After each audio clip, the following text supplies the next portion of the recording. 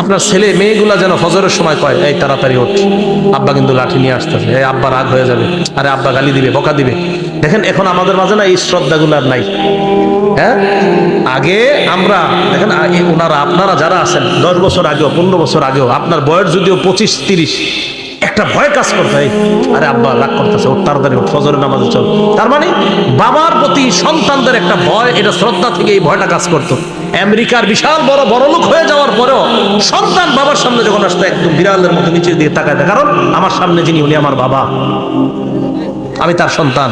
এই শ্রদ্ধাবোধগুলা নাই। জানেন কেন নাই? এই মিডিয়া, এই মোবাইল আমাদের বাবা আর সন্তানের এই শ্রদ্ধার সম্পর্ক নষ্ট করে দিচ্ছে। কেন জানেন?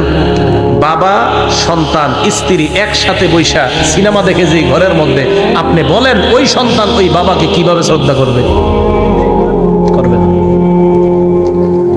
তাহলে 9 নাম্বার, সন্তান পরিবারের উপর থেকে শাসনের লাঠি বুঝে আসছে সবার। আপনার সন্তানটা যেন এই ভয় থাকে, এই শোন তাড়াতাড়ি নামাজে চল, নামাজে না গেলে আব্বা কিন্তু জি রাগ করবে।